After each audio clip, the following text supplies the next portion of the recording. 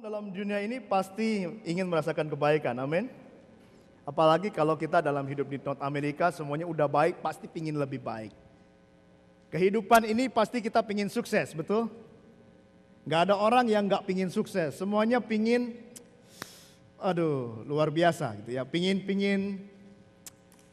mendapatkan sesuatu yang lebih indah di masa depan. Nah, hari ini saudara, saya ingin berbicara tentang satu hal yang berhubungan dengan kesuksesan hidup seseorang dan apa yang harus kita lakukan untuk kita bisa mencapai sukses. Siapa yang gak pingin sukses angkat tangan? Gak ada. Siapa yang mau sukses angkat tangan? Hampir semua, pasti semua angkat tangan. Mau sukses, mau senang, mau luar biasa dalam hidup itu. Tapi sebenarnya kalau kita lihat, what is success is all about. Apa sih sukses itu? Kenapa sih orang mau sukses? Ada yang bilang sukses adalah kalau kita punya uang banyak, itu sukses. Ada yang bilang sukses kalau usaha kita berhasil, kita sukses. Ada yang bilang sukses itu kalau kita punya pacar ganteng, itu sukses. Betul nggak? Nah, itu Gary ngangguk-ngangguk. Oh sorry, bukan Gary ya. Betul dong, saya lagi lihat-lihat ini kiri kanan gitu ya. Pasti kita mau sesuatu yang baik dan kita bilang kalau kita mencapai sesuatu yang kita cita-citakan, we call it sukses. Kita bilang itu sukses, tetapi saudara, ternyata untuk mencapai kesuksesan, Alkitab berbicara yang lain. Nah hari ini saya ingin berbicara dengan satu khotbah yang berjudul The Passion in Successful Life. Passion in Successful Life. Jadi ada sesuatu yang Tuhan rencanakan, ada sesuatu yang Tuhan ingin sampaikan buat kita, bagaimana caranya untuk sukses. Nah hari ini saya ingin berbicara 3 hal, bahwa kesuksesan seseorang itu ditentukan oleh hal-hal ini. Ada 3 hal dalam kehidupan orang Kristen yang menentukan kesuksesan dia dalam hidupnya. Sebelum kita mulai, mari kita berdoa bersama-sama. Bapa, kami tahu bahwa rancanganmu rancangan damai sejahtera. Rancanganmu adalah rancangan yang penuh dengan kekuatan, kemurahan, dan masa depan yang penuh dengan harapan. Karena itu Allah, kami tahu bahwa hidup kami ada di dalam tangan-Mu. Karena itu Allah berbicaralah buat kami. Bukakan rahasia firman-Mu. Sehingga kami mengerti Tuhan dalam kehidupan kami. Bagaimana kami bisa mencapai kesuksesan yang Tuhan pilihkan buat kami. Terima kasih Bapa, berbicaralah, kami siap mendengar. Dalam nama Yesus kami berdoa, haleluya, amin. Nah ada 3 hal saudara. Yang pertama, kalau saudara punya pulpen silakan catat, yang gak punya silakan ingat-ingat. Apa sih hal pertama yang mempengaruhi kesuksesan orang Kristen? Nomor 1 adalah penyertaan Allah. Coba sama-sama buka dengan saya dalam Kejadian 39 ayat yang ketiga. Kejadian 39 ayat yang ketiga. Mari saya ada di sini, bisa saudara baca di sini atau bisa buka Alkitab. Kalau nggak kelihatan ya agak sedikit. Dikatakan begini, 39 ayat 3. Setelah dilihat oleh tuannya bahwa Yusuf disertai Tuhan dan bahwa Tuhan membuat berhasil segala sesuatu yang dikerjakannya. Coba lihat dalam bahasa Inggris dikatakan begini.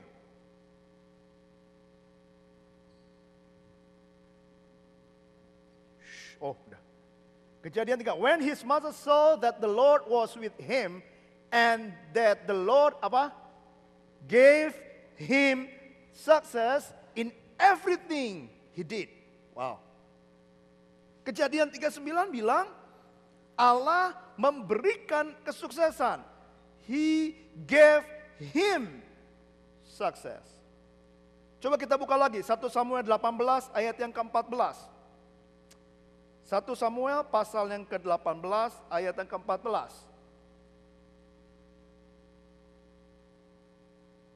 Mana nih ada? Slide-nya ada? Oh enggak ada, saya baca nih. Saya lupa naruh kalau gitu. Buka 1 Samuel 18 ayat yang ke-14. Saya bacakan buat saudara. Ini cerita tentang Daud saudara. Alkitab bilang begini, firman Allah bilang begini. Daud berhasil di segala perjalanannya sebab Tuhan menyertai dia. And David behaved himself wisely in all his way, and the Lord was with him. Ini kalimatnya agak sedikit aneh nih, KJV ya. Tapi dalam bahasa Inggrisnya dikatakan ada kalimat sukses di situ. Tuhan menyertai dia dan membuat Daud berhasil. Nah, saya mau katakan begini. Kesuksesan saudara itu tidak diusahakan. Kesuksesan seseorang itu enggak diusahakan. Wah, semua ini si John ngomong apa nih? Saya kan perlu kerja nih. Saya perlu ini, perlu itu. Masa kesuksesan enggak perlu diusahakan? Enggak perlu, saudara. Kesuksesan tidak perlu diusahakan. Ini semua ada yang pada melotot. Benar-benar si John nih. Tunggu dulu, ada nanti berikutnya.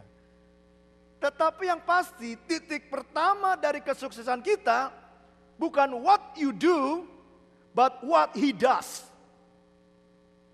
Once again, the successful life that you may have in your life is not all about what you do, but it's all about what he does.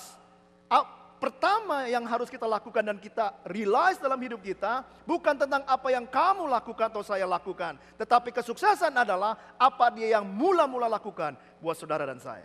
Amin. Karena Daud bilang, dia berhasil karena Tuhan menyertainya. Dan tadi dikatakan dalam kitab Kejadian, Yusuf berhasil karena Tuhan bersama-sama dia. Allah yang memberikan keberhasilan itu kepada Yusuf. Jadi kalau Tuhan gak berikan kepada saudara, dan Tuhan gak sertai kita, kalau dia gak janjikan waktu Yesus lahir dia adalah Immanuel, we never have successful life. Coba buka Ayub 6 ayat 13. Dikatakan begini, bukankah tidak ada lagi pertolongan bagiku dan keselamatan jauh daripadaku. Ayub, apa yang terjadi dengan dia? Bangkrut kan? Semuanya hilang, hartanya hilang, anaknya susah, penyakitan, diejek orang. Apakah itu successful life? No. Apakah dia sebenarnya pintar? Pintar karena dia punya kekayaan sebelumnya. Tetapi kalau Tuhan izinkan sesuatu terjadi, segala sesuatu ada di dalam tangan Tuhan. Dalam bahasa Inggris dikatakan begini dalam Ayub. Do I have any power to help myself now that success, listen, has been driven for me? Wow, kita kerja keras setiap hari. Coba ini, coba itu. Ayub katakan apa? The success has been driven away from me. Tanpa Allah menyertai saudara dan saya, kita nggak bisa sukses. Karena sukses itu adalah a gift. Sukses itu adalah pemberian Allah buat kita. Bukan cuma hasil usaha kita. Karena itu saudara yang kekasih, kita perlu merendahkan diri kita di hadapan Tuhan. Saya punya harta banyak, mungkin itu kita pikir sukses. Kita punya apa? Rumah banyak, mungkin itu sukses kita. Kita punya mobil banyak, mungkin kita pikir sukses kita. Kita punya anak banyak, itu sukses kita mungkin. Tetapi Tuhan bilang gak begitu. Tuhan bilang, no, semua itu Tuhan yang kasih. Aku yang mengizinkan engkau sukses. Saya ngomong loh, Alkitab yang bilang, the Lord gave him success. Dalam Samuel dikatakan Daud berhasil karena Tuhan menyertainya. Karena itu saudara, lihat hidup kita masing-masing. Yang kedua, bagaimana sih, apa yang menentukan? Pertama tadi Tuhan beserta kita. Itu yang nomor satu yang membuat kita sukses. Yang kedua, hidup yang berjalan di dalam Yesus. Coba buka 1 Tawarik 22 ayat 13. Dia bilang begini. Maka engkau akan berhasil. Maka engkau akan berhasil jika engkau melakukan dengan setia ketetapan-ketetapan dan hukum-hukum yang diperintahkan Tuhan kepada Musa untuk orang Israel. Kuatkan dan teguhkanlah hatimu, janganlah takut dan janganlah tawar hati. Dikatakan kalau engkau mau berhasil, jika engkau melakukan ketetapan-ketetapanku. Hukum Taurat, Alkitab. Kalau kita melakukan full hukum Taurat, then kita akan berhasil. Tuhan menyertai kita, kita lakukan firman Allah, kita akan berhasil. Tapi nggak ada orang yang bisa melakukan full firman Allah kan? Nah, saya mau katakan gini, praise be to God, because we have Jesus that have done everything for us. Terpujilah Tuhan, karena kita punya Yesus yang sudah melakukan hukum Taurat buat kita. Yang sudah menggenapi segala hukum Taurat buat kehidupan kita. Itu dia yang membuat kita nggak punya lagi beban untuk melakukan hukum Taurat. Yesus yang sudah melakukannya. Yesus yang menggenapinya. Karena itu, dengar baik. Barang siapa ada di dalam Yesus dan dalam kuasa kebangkitannya, dia sudah menggenapi hukum Taurat. Artinya kesuksesan ada di depan pintu kehidupan saudara. Sekali lagi ya. Barang siapa memiliki Kristus dalam hidupmu, satu hal yang pasti, kesuksesan ada di depan pintu kehidupan saudara. Hanya tinggal engkau buka pintu dan kesuksesan itu engkau undang masuk dalam hidupmu. Karena Yesus sudah melakukannya buat saudara.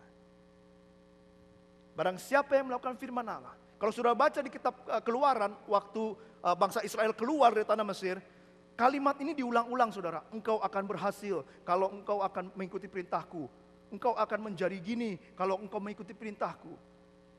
Perintah-perintahku tidak berat. Selalu kan, selalu Tuhan bilang begitu dalam Alkitab. Dan gak ada seorang pun yang bisa melakukan pada waktu itu. Hanya Yesus yang dia katakan dalam perjanjian baru. Aku bukan untuk mengagalkan hukum Taurat, tapi aku datang untuk menggenapi hukum Taurat. Supaya saudara dan saya bisa ikut dalam kegenapan hukum Taurat. Haleluya. Nah, saya mau bilang begini. Kalau mungkin di antara saudara belum punya Yesus dalam hidupmu. Kalau engkau belum pernah kenal Yesus dalam hidupmu, hari ini saatnya buat saudara kenal Tuhan. Karena kunci saudara untuk mencapai kesuksesan hidupmu hanya Yesus. Buka hatimu, terima dia sebagai juru selamatmu. Kesuksesan ada di depan pintu saudara. Itu yang Alkitab bilang saudara. Karena itu Yesus menjadi pokok. Kasih karunia kita itu menjadi pokok dalam kehidupan kita. Kasih karunia yang dia nyatakan buat kita di kayu salib menjadi pokok dalam kehidupan kita. Amin saudara. Coba buka dalam 2 Korintus. Pasal yang ke-12 ayat yang ke-9. Dia bilang begini. Tetapi jawab Tuhan kepadaku, cukuplah kasih karuniaku bagimu. Sebab justru dalam kelemahanlah kuasaku menjadi sempurna. Sebab itu terlebih suka aku bermegah atas kelemahanku, supaya kuasa Kristus turun menaungi aku. Cukup kasih karunia-Nya buat kita. Bukan cuma untuk keselamatan doang. Keselamatan itu mungkin kalau saudara masih ingat khotbah Pastor Nick, keselamatan itu so-so, artinya the whole salvation. Semuanya, termasuk kehidupan jasmani kita, sudah diberikan buat saudara. Kasih karunia Allah cukup buat kita untuk mengambil kesuksesan dalam hidup. Nomor 1 tadi apa? Penyertaan Tuhan dalam hidup kita, nomor 1. Nomor 2 apa? Hidup di dalam Kristus. Penting sekali. Nomor 3 saudara. Apa sih yang harus kita ingat? Nomor 3 adalah hati yang terus menerus mencari Tuhan. Di dalam 2 Tawari 26 ayat 5 dibilang begini. Ia mencari Allah selama hidup Sakaria, yang mengajarnya supaya takut akan Allah dan dengar baik nih. Ini menarik kalimatnya. Selama ia apa? Selama ia apa? Mencari siapa? Tuhan. Selama ia mencari Tuhan, Allah membuat segala usahanya. Haleluya. Nggak dikatakan selama ia mencari duit, selama dia mencari ilmu. No, Alkitab katakan, bukan saya, bukan John Halim. Alkitab, Yesus yang katakan, Allah yang ngomong. Selama ia mencari Tuhan, Allah membuat segala usahanya berhasil. Coba dalam bahasa Inggris dikatakan, ini dia. He sought God during the days of Zechariah, who instructed him in the fear of God. As long as he sought the Lord, God gave him. Haleluya. Pertanyaannya sekarang buat kita begini. What are you looking for in your life? Apa yang kita cari dalam hidup kita? Sering saya bertanya dalam hidup saya begini. Kenapa saya ke Kanada? Karena mau lihat salju? Bukan. Kenapa saya kok belajar teologi? Kenapa saya sekolah Alkitab? Mungkin lebih easy jawabnya. Tapi coba ditanya begini. Kenapa saya buka usaha toko kacang? Kenapa saya kok kerja di perusahaan asuransi? Kenapa saya buka usaha 5 usaha? Kenapa saya beli mobil Mercy? Kenapa saya tanam saham? Kalau kita berpikir supaya saya hidup sukses. Mohon maaf saya katakan, you are in the wrong path. Karena pada saat kita bilang saya tanam saham, kenapa? Kalau saudara pikir, selama saya mencari Tuhan, dan Tuhan bicara dengan saya, untuk apa saya menanam saham? Kita akan sukses. That's the right path. Karena itu saudara mencari Tuhan itu penting. Why you come to the church? Kenapa kita datang ke prayer meeting? Kenapa kita datang ke Bible study? Kenapa kita datang ke cell group? Karena kita mau mencari Tuhan dan tuntunannya. Kita mau mencari firman Allah yang dikatakan firman-Mu pelita bagi kakiku dan terang bagi jalanku. Kan firman Tuhan juga bilang rancanganku rancangan damai sejahtera, bukan rancangan kecelakaan. Berarti kalau kita jalan di dalam terang Tuhan, di dalam path-nya Allah, di dalam rancangan Tuhan, ujung-ujungnya damai sejahtera, masa depan yang penuh pengharapan. Amin. That's what God says. That's what God promises us. Itu janji Tuhan. Dia gak pernah bohong saudara dalam hidup saya. Satu kali saya lagi pelayanan di satu tempat. Saya berdoa untuk orang yang sakit saudara. Selama ini saya belum pernah, waktu itu saya belum pernah berdoa kepada orang sakit. Lalu rindu melihat kesembuhan itu sampai semikian rupa. Lalu satu kali saya berdoa Tuhan saya mau lihat kesembuhan. Kalau saya berdoa saya ingin lihat orang sembuh. Karena firman-Mu bilang gitu. Dengan bilur-bilur-Mu engkau telah sembuh. Firman-Mu bilang ke orang lumpuh bisa jalan. Orang buta bisa lihat. Orang tuli bisa dengar. Coba Tuhan. Terus saya bilang dalam hati. Tuhan saya bukan Tuhan yang suka bohong. Lalu ada anak muda maju ke depan. Dia main bola. Mata kakinya ketendang orang. Jadi katanya mata kakinya ketekan ke dalam gitu. Dia nggak bisa jalan. Waktu majunya dia pincang-pincang, saudara. Kita berdoa buat dia. Kita dalam nama Yesus sembuh, saya bilang. Yang lain udah doakan, udah mundur ke belakang, cuma dia terus nangis. Dia bilang dalam nama sembuh. Kita udah doakan yang lain, dia masih di situ berlutut. Satu kali setelah selesai dia bangun, dia begini-begini. Terus dia bilang, saya sembuh. Saya sembuh. Terus dia bilang, saya kaget. Kenapa sembuh? Terus siapa yang mau bersaksi? Saya mau bersaksi. Dia cerita. Dia main bola, kakinya ketendang orang. Lalu nggak tahu gimana mata kakinya masuk. Dan dia nggak bisa ada mata kaki saudara. Terus dia tunjukin. Look. Ada mata kakinya sekarang. Sembuh. Dia nggak sakit. Dia bisa lari, dia bisa loncat. Senang sekali. Lalu saya bilang, yes Lord. Engkau Tuhan yang nggak pernah bohong. Amin. Kalau saudara baca firman Allah, setiap janjinya, He means it. Setiap kata-kata firman Allah, dia memang bermaksud melakukannya. Dia bukan cuma omong doang, nato, no action, talk only. No. Satu kali saya mau cerita tentang orang tuli. Dua orang tuli, orang deaf, dia lagi kumpul-kumpul sama temennya. Wow, dia kesel banget sama istrinya yang satu. Wah, istri saya katanya, kalau kalau bangun pagi marahin saya terus. Ini orang tuli.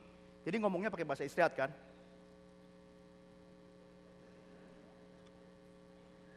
Marah-marah. Sebelahnya juga tuli juga kan. Jadi ngomong. Nah, saya terjemahin, oke. Dia bilang, istri saya marah-marah. Kalau udah marah mukanya susah. Terus bilang, iya, bener. Wo juga sama. Iya, kalau lu marah istri lu apain? Kalau gua marah-marah istri gua ngapain? Gua langsung pakai bahasa isyarat. Gua bilang, sayang I love you, sayang I love you. Saya nggak tahu bahasa isyarat gimana, pokoknya begitulah. Oh sayang I love you. Terus gimana? Istri kamu gimana? Masih marah? Dia bilang, oh enggak. Langsung tenang. Nggak marah lagi. Wah luar biasa kamu. Kalau kamu gimana? Kamu gimana? Kan gimana? Saya nggak tahu, right? Maklum lah. Terus, kamu gimana? Dia bilang, kalau waduh. Gua kasih penjelasan. Gua bilang sayang. Sampai 2 sayang. Tetap aja dia marah-marah. Terus gimana lagi? Gua udah bilang juga sayang. Kan 2 sayang.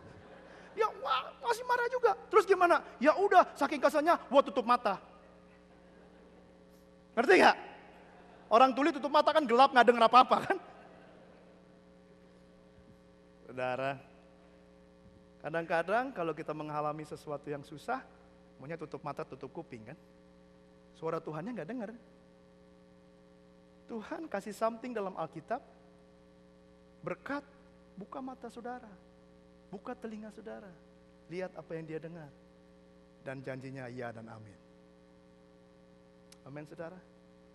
Jadi kalau mencari terus-menerus Tuhan, yang dicari bukan berkatnya, tapi hikmatnya. Pengetahuan dari Allah itu yang dicari dalam Pengkhotbah 10 ayat 10. Coba kita buka. Pengkhotbah 10 ayat 10. Dikatakan begini, jika besi menjadi tumpul dan tidak diasah, maka orang harus memperbesar tenaga. Tetapi, ini. Yang terpenting untuk apa? Berhasil adalah hikmat. Dari tadi Tuhan ngomong gak di Alkitab, yang paling penting adalah ilmu? Enggak kan? Selalu yang dibilang penyertaan Tuhan, hidup bersama Kristus, dan mencari Tuhan dan hikmatnya. Karena itu hikmat itu penting, saudara. Dalam bahasa Inggris dikatakan begini. If the axe is dull and its edge unsharpened, more strength is needed, but skill will bring success. Now, muncul skill, tetapi dalam bahasa aslinya itu bukan skill artinya ilmu. Tetapi skill adalah kemampuan menelaah sesuatu. Itu maksud ayat itu. Makanya bahasa Indonesia dijelaskan hikmat. Sekarang saudara mulai mengerti bahwa nggak cuma penyertaan, nggak cuma kenal Yesus, tapi ada skill hikmat to do something. Ada skill, ada pengetahuan untuk melakukan sesuatu. Nggak cuma itu saudara. Dikatakan lagi ini, Mazmur 1 ayat 1 sampai 3. Ini ayat terkenal. Saya baca ayat ketiganya, pertama dikatakan jangan berjalan sama dengan orang-orang ini, jangan berjalan sama orang gak kenal Tuhan. Jangan bergaul maksudnya. Dan ayat ketiga dia bilang, ia seperti pohon yang ditanam di tepi aliran air kalau orang-orang yang bergaul dalam kelompok yang benar. Yang menghasilkan buahnya pada musimnya, dan yang tidak layu daunnya. Dengar nih, apa saja yang diperbuatnya berhasil dalam nama Yesus. Apa saja, mau dari jual cendol sampai jual kereta api, berhasil. Amin. Berhasil. Asal kita punya pergaulan yang jelas. Pergaulan yang baik. Dengan pergaulan yang baik, kita dapat ilmu yang baik, Dan. Betul? Dengan pergaulan yang baik, dia pintar bisnis, kita belajar bisnis. Karena kita bilang, orang malas jangan makan. Jadi Tuhan itu nggak cuma bilang, yes kesuksesan dari saya yang buka pintu kesuksesan. Kalau engkau punya Yesus, kesuksesan adalah depan pintumu. Tetapi ada satu hal yang kau harus lakukan, kau harus buka pintu buat kesuksesan masuk di dalam hidupmu. Apa itu? Kerja keras, hard work, develop yourself, bangkitkan gairah hidupmu, belajar lebih banyak, cari ilmu lebih banyak. Tapi bukan itu yang jadi bergantung kita. Tapi penyertaan Allah itu menjadi pokok utama hidup saudara. Itu kesuksesan saudara. 3 hal. Penyertaan Allah, hidup berjalan dalam Yesus, dan hati yang terus menerus mencari Tuhan. Terus kita berpikir, oh oke, kalau saya sudah lakukan, saya sukses, that's it. Ternyata enggak. Kenapa? Karena kesuksesan bukanlah titik akhir dari kehidupan Kristen. Tetapi kesuksesan adalah sebuah sarana untuk membawa pengaruh buat orang lain.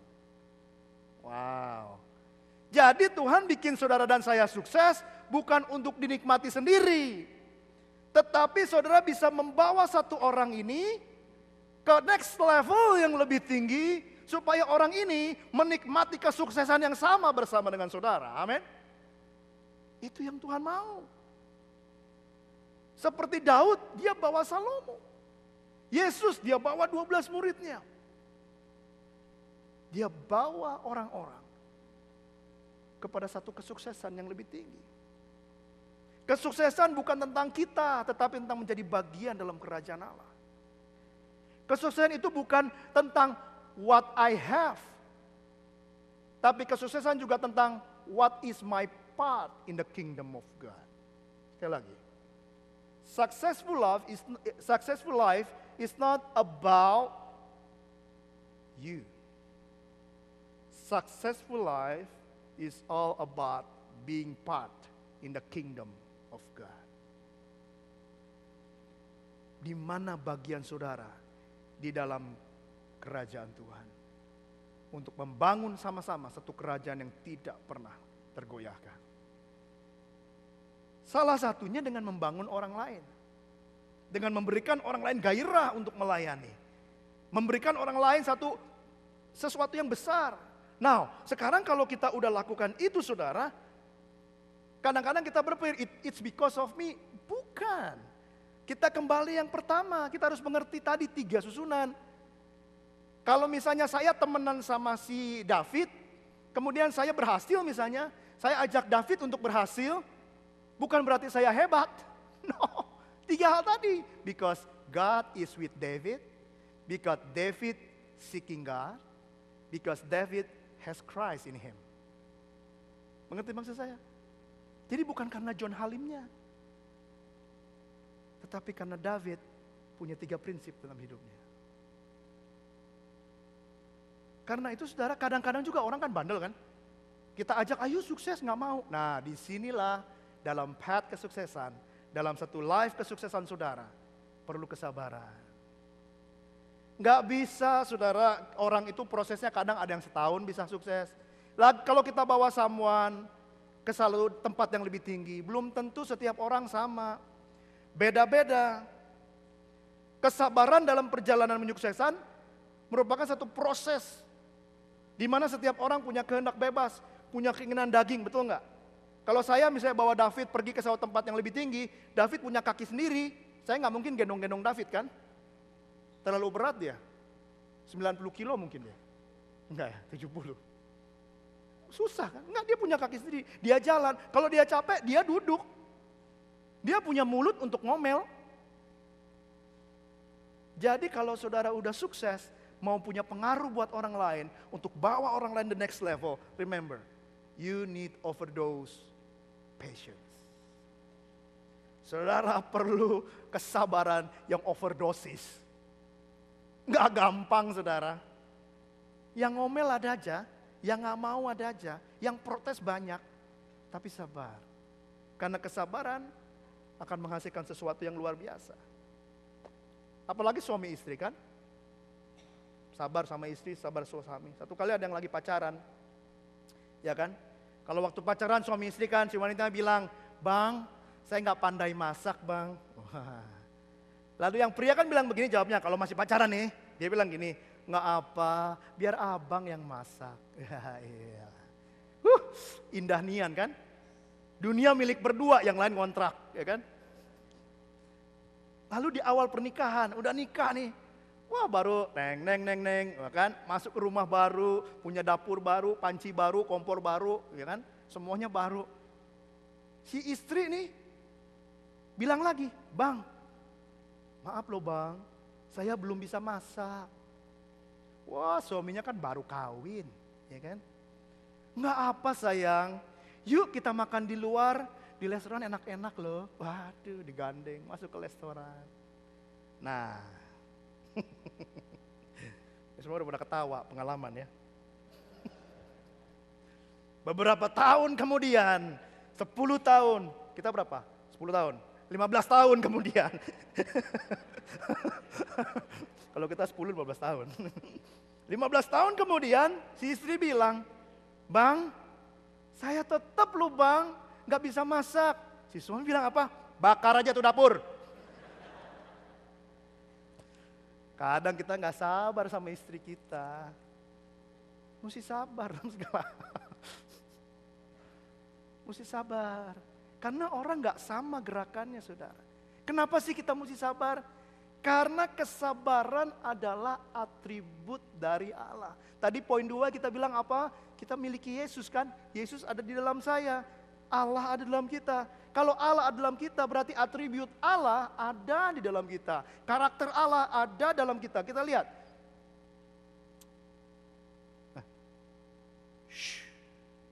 Nah, magic saya masih jalan. Keluaran 3:4 ayat yang ke-6. Berjalanlah Tuhan lewat dari depannya dan berseru. Ini berbicara tentang Musa. Tuhan, Tuhan, Allah penyayang dan pengasih. Apa? Panjang, sabar. Enggak dibilang cuma sabar, panjang, sabar. Kalau orang dari Jawa Tengah bilang panjang, sabar. Panjang sekali, sabarnya. Limpah kasih setia dan limpahnya.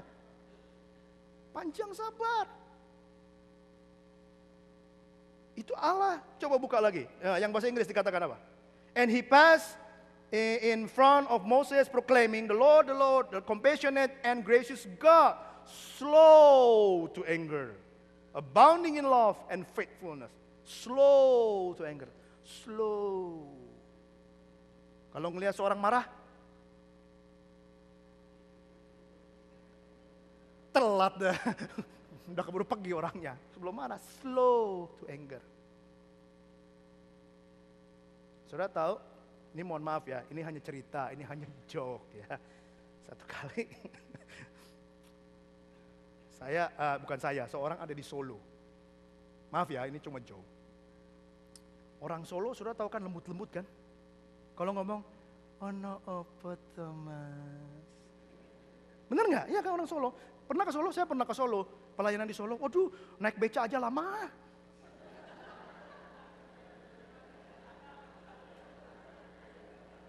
Saya mau turun aja. Lama. Wah, sambut lembut orangnya. Satu kali nih rumah orang Solo kemalingan saudara. Kemalingan, buah. Wah, malingnya orang Solo. Lari dong, bangun yang punya. Maling. Malingnya kaget. Waduh.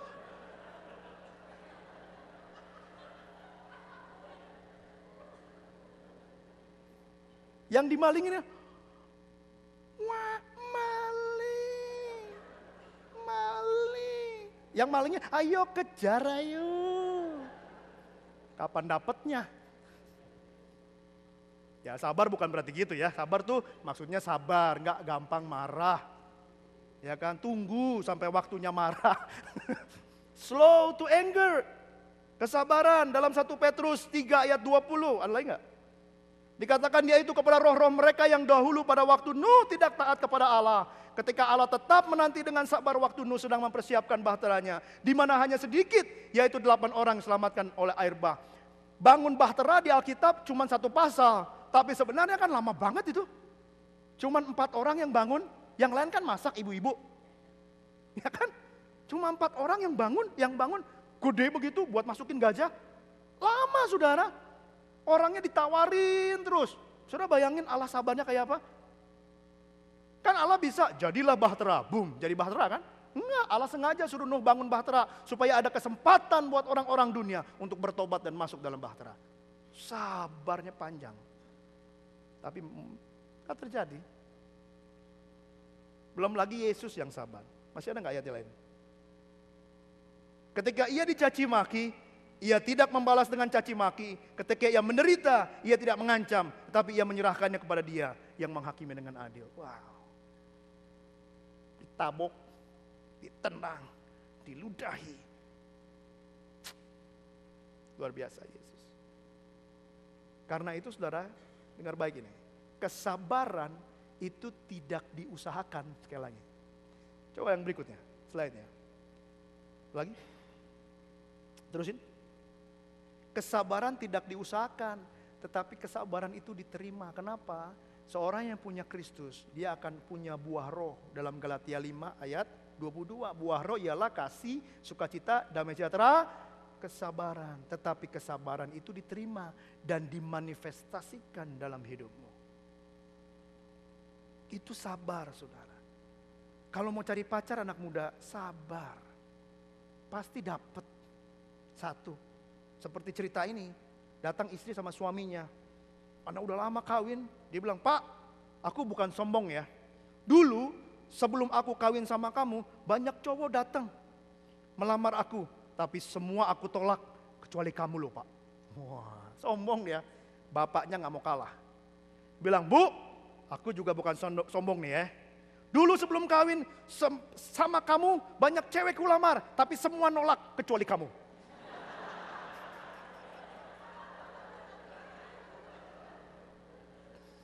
Sabar, pasti dapat. Karena kesabaran berhubungan dengan kasih saudara.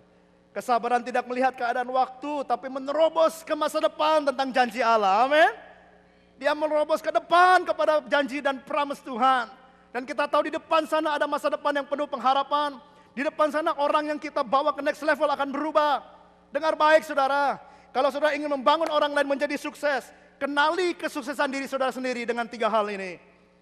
Cari Allah, belajar firman Allah, minta Tuhan sertai hidupmu, cari kerajaan Allah dan kebenarannya. Matius 6 ayat 33 bilang begitu. Semua akan ditambahkan kepadamu. Semuanya ditambahkan kepadamu. Dengan baik sekarang. Kalau saudara ingin ICC menuju kesuksesan yang lebih tinggi, undang Allah dalam ICC. Amin. Kalau saudara mau ICC menjadi gereja yang sukses, biarkan Allah menyertai ICC. Dan biarkan Allah membentuk setiap orang di tempat ini untuk menjadi orang-orang yang sukses bersama dengan Tuhan. Karena cuma 3 hal saudara. Cuma 3 hal. Haleluya. Seperti Allah sabar, kita juga perlu sabar. Sebelum selesai saya ingin berikan satu pemikiran buat saudara. Makan waktu 5 hari buat Tuhan untuk menciptakan kita. Maksudnya dunia ini. 5 hari Tuhan ciptakan dunia segala tumbuh-tumbuhan binatang. Perlu 1 hari buat Tuhan untuk menciptakan saudara dan saya. Tapi dengar baik. Dia menunggu beribu-ribu tahun sampai hari ini untuk merestore saudara dan saya. Dia cuma butuhkan 1 hari untuk menciptakan kita. Tapi dia berikan kita waktu beribu-ribu tahun supaya manusia kembali kepada Tuhan. Kalau Tuhan bisa memberikan waktu kepada orang lain untuk sabar, kenapa kita nggak bisa? Perjalanan gereja ini masih jauh, saudara. Mari kita sama-sama sabar. Get to the next level. Bukan bersama saya, bukan bersama Pastor Sun Leong, bukan bersama Pastor Joe, bukan bersama Pastor Billy, bukan bersama Martha, bukan bersama dengan siapa little leader di sini dengan board, bukan. Kita maju ke next level bersama dengan Tuhan. Amen. Sudah mau lakukan itu? Maju bersama-sama dengan Tuhan, minta penyertaan Tuhan, biarkan Yesus bertahta di gereja ini. Dan kita semua mencari hikmat Tuhan, bagaimana kita melanjutkan langkah kita ke depan. Amin. Mari kita berdiri bersama-sama. Dan saya minta Sudong. Dan saya undang untuk yang melayani perjamuan kudus untuk bisa maju ke depan. Pemusik